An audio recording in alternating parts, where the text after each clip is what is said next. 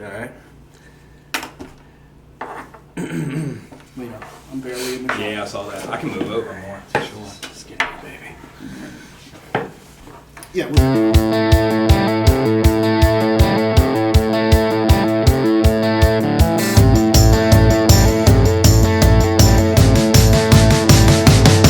Let's go!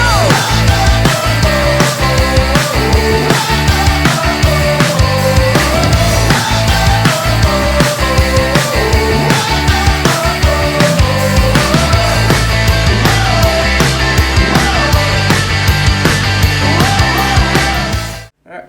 Welcome to another episode of GBR. And this is kind of after a brief hiatus we've had. It's been a while, and it sucks not being able to do this. So I'm very happy we're back.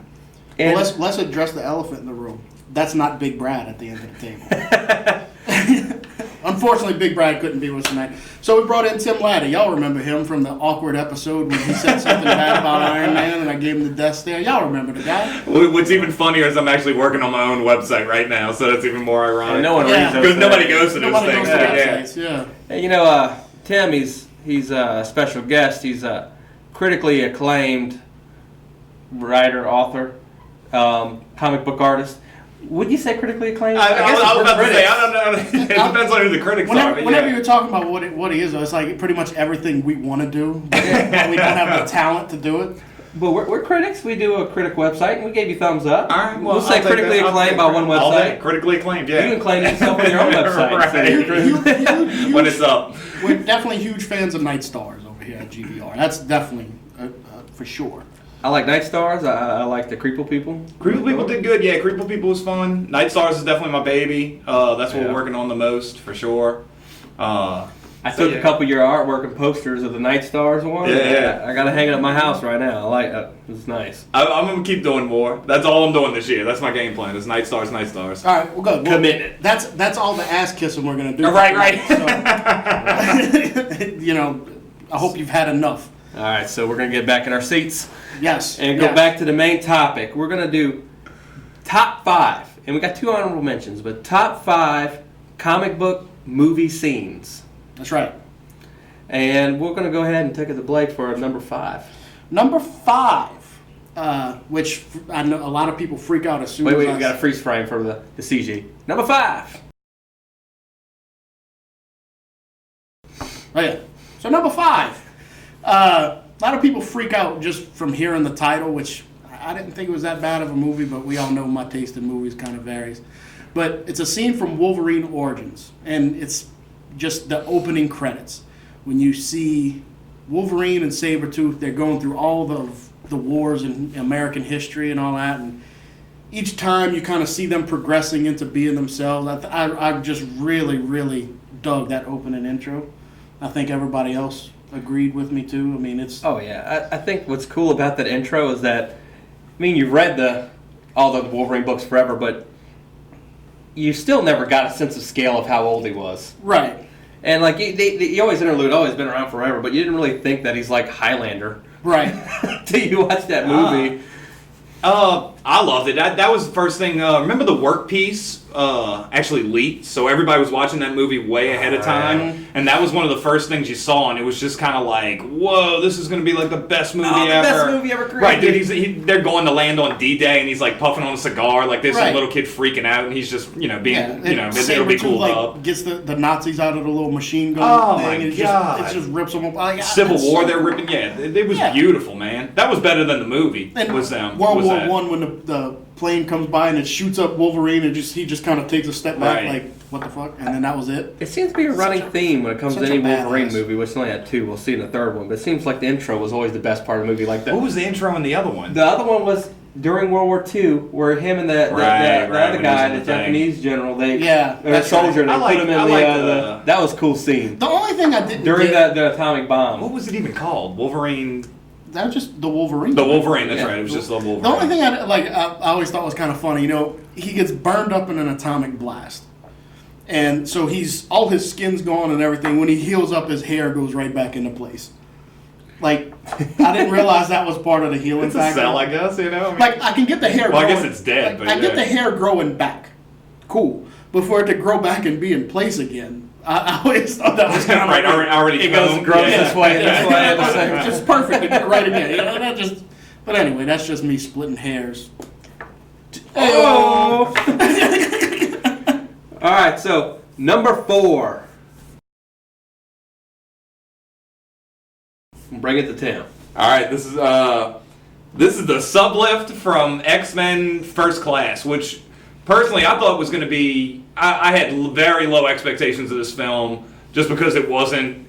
Oh man, it's not the original X-Men and all this other stuff. I wanted Angel and Jean Grey and all, and it's my favorite one. It's unbelievable. And so it's a scene where Magneto finally, he's not fully, he doesn't know how to use his powers to its full extent at this point, but he pulls this submarine out of the water that's holding the Hellfire Club with Kevin Bacon, who killed it too. Absolutely. And it's friggin' amazing. It's such a gorgeous scene, and it's complementary to another scene in the movie, but this is kind of the fulfillment of Rage meets Serenity, like him finding like balance in his life. And it's, I don't know, man, that's, and the music is ridiculous too if you listen to the score. It's ridiculous. Like, I just, that whole scene, like the whole setup of it and everything, like with the anchors and the chains when he's throwing all that around, it's like, oh god, it was like, that's how powerful Magneto is. Yeah, man. And even the guys on the ship are kind of like staring at it like, this is unbelievable. Like, how is this even happening? It's the first time you're really seeing mutants in modern day,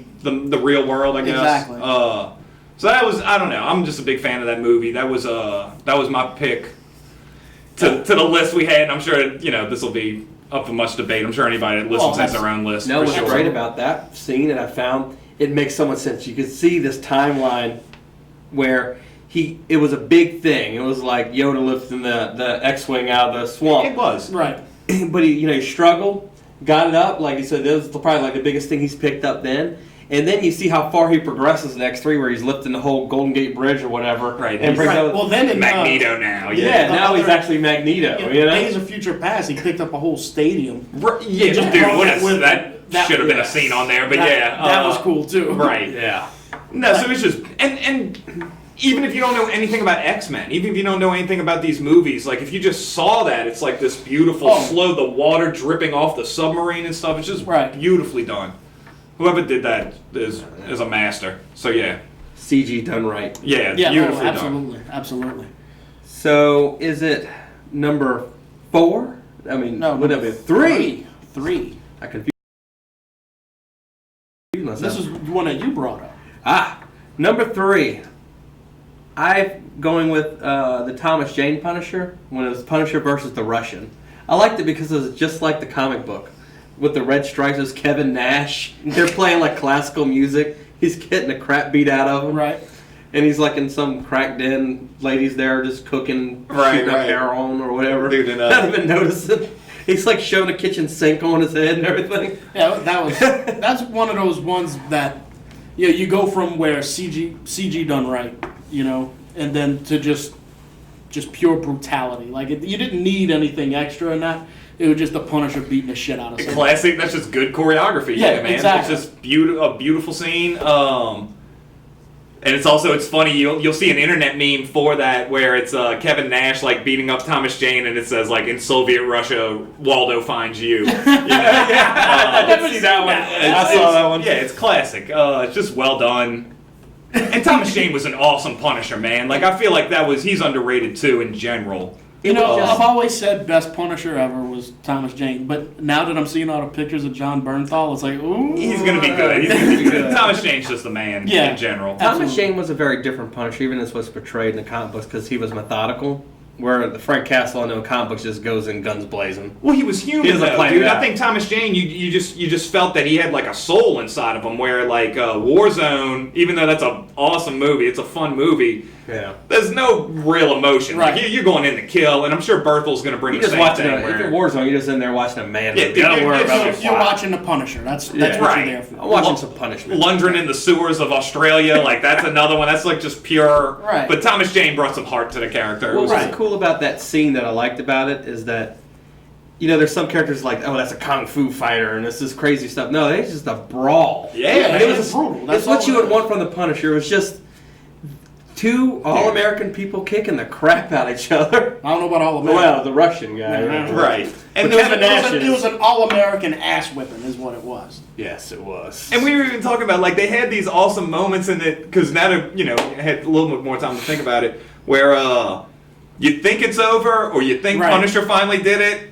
and then there's that one more thing that comes after that, like with the gun scene, where he pulls the gun out, and it's like, all right, now he's going to shoot this dude, it's over, and the dude just smashes the gun. And he just has this look on his face, because this is at the end of the fight now, where the viewer and the Punisher are both kind of like God, get this over with. Like, oh my God, it's not done. I can't be pummeled no more. And it's kind of like They Live. Y'all ever seen They Live? Yes. It was similar to that fight scene a little bit, dude. Like the Roddy Piper. We talked about that. The last show we did, we talked about that exact fight scene from They Live. The greatest fight scene ever. And the longest fight scene ever. When South Park remade it, didn't they do it like scene for scene or something? Yeah, it was Timmy and Jimmy. They did the whole, and it was like a shot-for-shot remake of the fight. It was awesome. They Live, bro. You're living it now. Yeah. Whether you realize it or not. Oh, absolutely. So, yeah. So, that brings us to number 2, correct? Number 2, and this is in memory of Big Brad. Right. It was his submission. God rest his soul. That's right. He'll be back next time, folks. Rest Don't in worry. peace. He'll be back. No, he's still alive, I promise. But he had a great, admission to this, and we just had to bring it in there because if you don't think this is not just one of the best comic book movie scenes, but one of the best scenes of all time movie history, something's wrong with you. Right. This is like the Rosebud for nerds. You took the words out of my mouth. This is Rosebud. That's pretty awesome. Yeah. The Quicksilver scene from Days of Future Past with Evan Peters when he was doing you always thought Quicksilver in the Flash, everybody always goes, oh, Flash all the way would whoop his ass, because the Flash is the Speed Force, the Flash can go so fast he goes back in time. Right. But the one time, because I remember it had the cards of Quicksilver, and it's on the, you remember the stamina cards? The night it said his superpowers, he could run up to 75 miles per hour, which is like cheetah speed, don't get me wrong, but it ain't Flash speed. Then this threw that crap out the window. Oh, yeah. This dude was walking around, and everybody's frozen in time. Like, he just froze the time, and when he went to go punch someone, he went, yeah. Doesn't he eat like a piece of popcorn too? Yeah, like a mix of all this shit? Yeah, like he saw some popcorn someone's eating, he eats it, and he puts on his music. He's got like 8-track or whatever, right. a Walkman. Right. Yeah. And he's like tapping people in the forehead, walking around. Of course. He gets the bullets and he moves them, so it misses everybody. And of course, when time resumes, just that one little tap just throws them across the room because of the speed of it. But, I had read in one of the books, I forget which one, but Quicksilver was in it, and they were talking about his, why he's kind of a little thrown off in his mind. And they said he lives his whole life, because his brain moves super fast, too. Yeah. So he lives his whole life waiting for people to finish sentences. And if you think about it like that would be so messed up. Like, you know what they're gonna say, and you just gotta wait until they finish saying it. So, and he even says, his life is like waiting it's like I'm fifth in line at the ATM machine at all times. And I was like, that's a good way of putting it. That's pretty cool. Yeah. That's a whole other topic, because we're talking about like superpowers that can be a burden. That would be one. Me and Blake had an hour-long conversation about the Purple Man Kilgrave from Jessica Jones. Dude, I just watched episode 1 last night. Yeah. Uh-oh. And he's like... You'll love it. Well, not to ruin things for you in the show. Right. They talk about... He tells people what to do when they do it. And he's like, you don't understand how much I got to watch what I say. He says, I told a man to go screw himself once. Can you imagine? I mean, it's kind of like it's the same thing. It's a burden, yeah. It's a burden. And I think that's the whole reason why we like comic books, is because there always is that balance. I'm gonna go out on a limb and I'm gonna make up my own phrase. With great power comes great responsibility. I like it. That's my own thing. You got a future, kid. Yeah. So yeah, you keep having thoughts like that. Exactly. You keep up with them cliches. That's right. A little original thought. But it's true. But we're getting way off topic for our list. Well, if I can say one more thing about go ahead. that scene, though, but we just talked about like the Punisher scene, which was just like classic, pure choreography, and then you had that beautiful CG scene from the X-Men First Class. Mm-hmm. This was kind of both of those put together, where it's just really cool choreography mixed with... You couldn't do this 10 years ago. Like just awesome, cool CG. I mean, it was like Matrix perfected. Yeah, it was kind of definitely, man. And that's part. That's more camera work than that whole CG almost. What you're saying is marrying the choreography with CG kind of segues us nicely into our number 1 pick. Yes, absolutely. This one is just Again, intro. Yeah. First, number one. Yeah.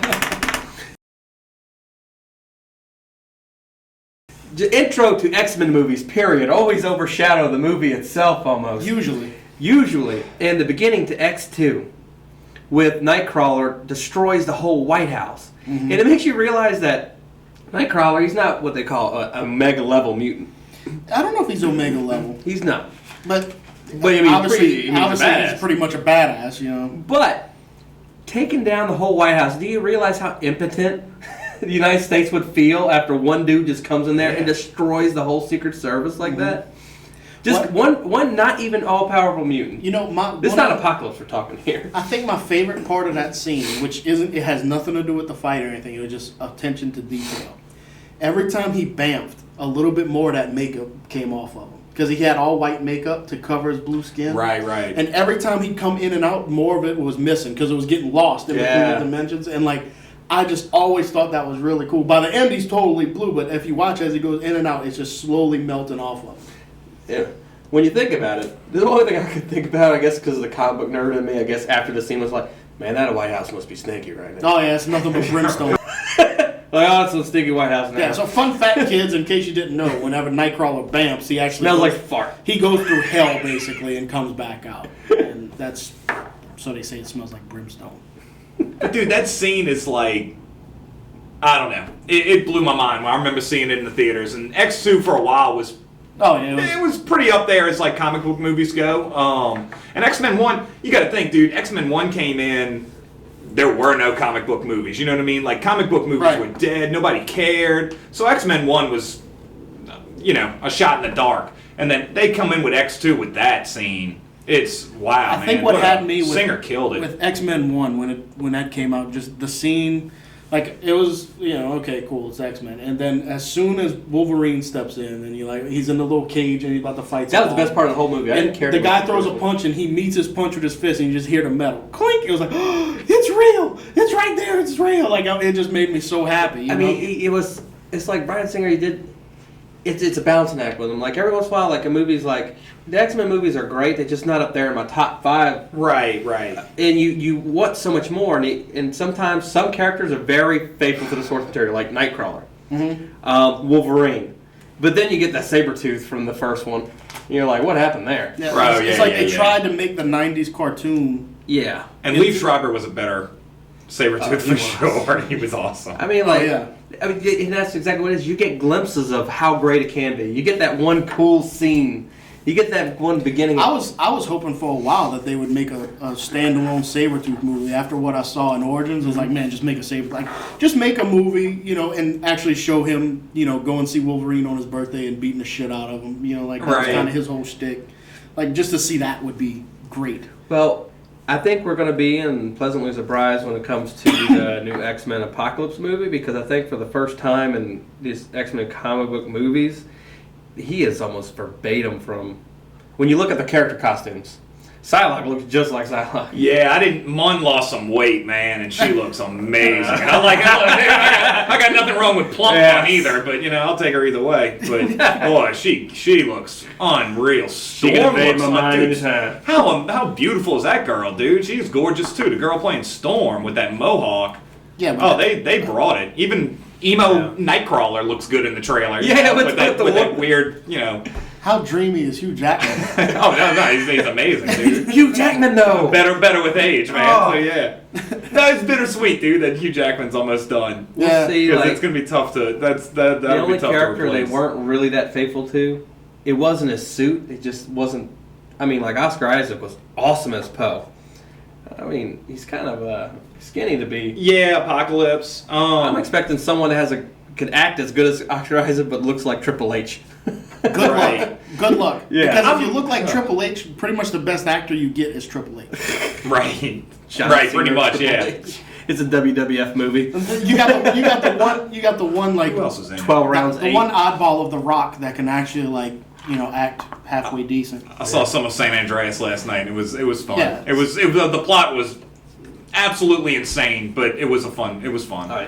Oh, yeah. Should we get to our honorable mentions? Yes. Oh, that's right, huh? First honorable mention, I'm going to Bring it to Blake. Yeah. This is the first thing I thought of when this came out. And, of course, we can't have a list on GBO without bringing out Tom Hardy. Like, he has to be mentioned. Tom Hardy! Tom Hardy is a big fan of the show, and we always have to give him his plug. Yes. But Dark Knight Rises, Bane, you could go, that whole thing with Bane is like the best scene ever. And it's a damn shame Brad isn't here because he does the best Bane voice ever. So I'm not going to be able to do the Bane voice. I'm not even going to try. But anyway, they're watching the news with, or I think they're watching, I can't remember, watching the news or whatever, and the guy who's financing all this unrest with Batman, he's arguing with Bane, saying he's the one that's paying for all this. And Bane rests his hand on his shoulder and he says, "This gives you power over me." Like a question, does this give you power? And like the look on the guy's face is he knew immediately, like, oh, I just fucked up. like that was the wrong one to say that to. And of course, like the camera goes away, it shows the guy walking around, you just hear like girly screams coming out of the room. So who knows what Bane did to him? But that was better, yeah. That was just my honorable mention. And it's like this weird gentle show of strength, and who does that? Who puts the back of their friggin' hand on Bane somebody? does. Yeah, Bane does, dude. What I like to think is that wasn't even in the script. Just Tom Hardy was like, "Nah, this is more badass." It's And such a that's weird what he move. did. Could you imagine like doing that to somebody, But like you at know, the grocery or something? Scare them? If a dude wearing a crab on his face, like resting his hand on my shoulder Man like who that, I'd be breathes like, I'll from a do whatever the crab. hell you want, man. I'm scared to death. So It's yours, bro. yeah, it doesn't give you, man. I don't have any power, sir. Like that would be no way. I'm like negative in the power department. Yeah. Oh man.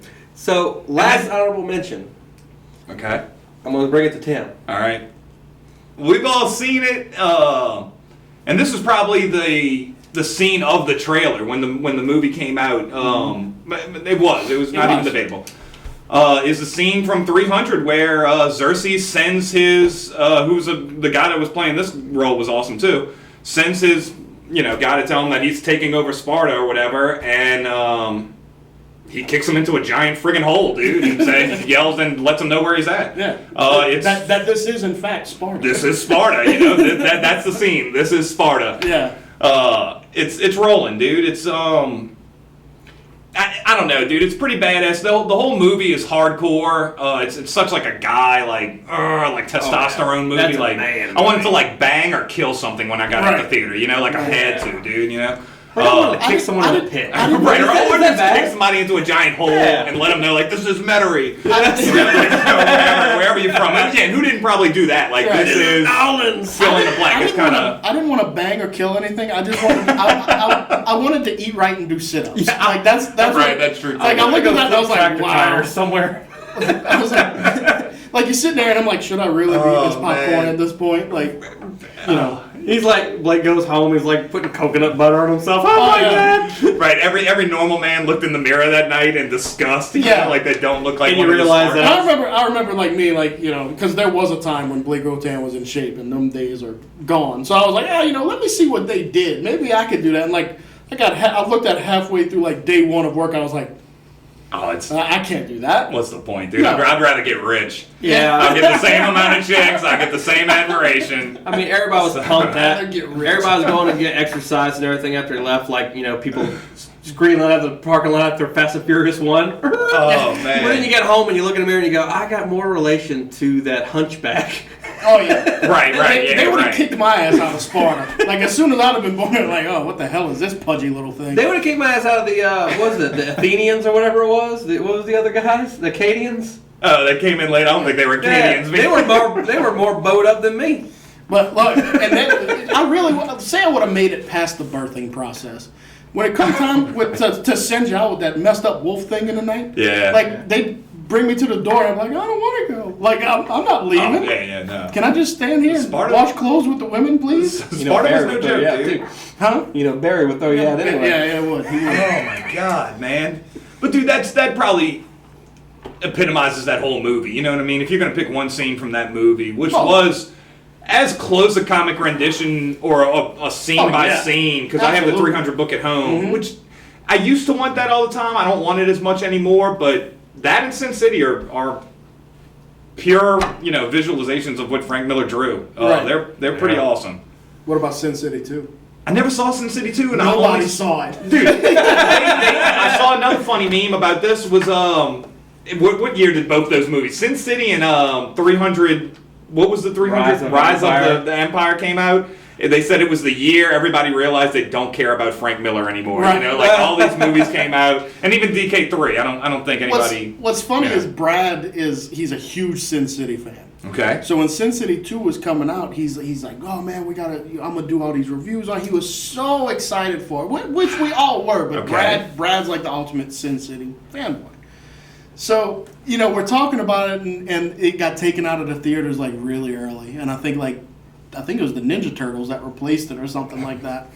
And so he's telling Frank Miller down. He's like, can you Michael Bay up. So Brad, we were sitting in our old The degradation of society. We're sitting in our man. old recording studio, and Brad said, "Can you believe they already took it out of theaters?" I was like, "Well, how many people have seen it?" And he looked it up, and so many people. I'm like, "Well, did you like it?" He goes, "I didn't go see it." It's like, well, Yeah. we're supposed to be the one to go see it. It was not. I'm sure the movie's awesome because everybody came back and it's all basically the same people. But dude, it was 10 years late. Like, why didn't you do this movie when the going was good? Mhm. You know, like, dude, Yeah. do it a year or two later. Yeah. It was so, It's all green screen. You it know. was so 2000 late, not 2008. Right. You know what I mean? Right. It was just... It was very 2008. Well, that Awesome. wraps up another episode of GBR Webisodes. Yeah, and forgive us for being a little rusty. It's been a while. Yeah. They say it's like riding a bike, but it's not like riding a bike. Just letting you know. Anybody got anything they want to close off with? I'm sure Tim has some things that you want to. You have some books or something. Don't you do some of the? Yeah, don't you do drawings that and comic books book or something? thing. Yeah. Not on websites. Yeah, no, I am gonna give out a URL. I'm gonna give out a website. What the hell's a URL? URL? What the hell URL? is that? What's an Earl? Come on, future kids. No, dude, you can always check me out on Facebook. I'm always posting pictures of what I'm working on. LattieInc.com, INK, and Team Lattie on everything else. Tumblr, Instagram. If you want to play me on PlayStation, I'm on Team Lattie. So that's me. Oh, I didn't even know that. Yeah, real Team Lattie on PlayStation. So you can watch me play Disney Infinity if you want. We have to talk about the show. Me and my son play that. Oh, dude, I'm 34 and I'm buying these little toys nonstop. I have them all. Oh my god, it's Play them crap. at Disney. Nothing wrong with that. Yeah, Right. it's fun. We're all doing this because we haven't grown up. I This is what landed us here right I now. really thought it was blatantly obvious that none of us had grown up. I mean, I didn't think it needed mention. But anyway, thanks for joining us again for another awesome episode. If you disagree with us or agree with us, just let us know in the little comment section down here. Let us know if you thought my ideas were awesome and you thought Tim Lattie's were for shit. Just let us know. Let me know if you think that if someone has a Hulk, it's a better scene, or if they have puny gods, it's a better scene. Just put it in the comments. Yeah, argue with us. We love that people cry because it means our viewership's up. Yeah. So, thank you, good night, and see you on the next episode. All right.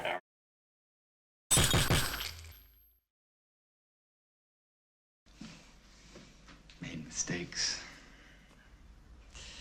And then he had us. Now you want to get nuts? Come on, let's get nuts.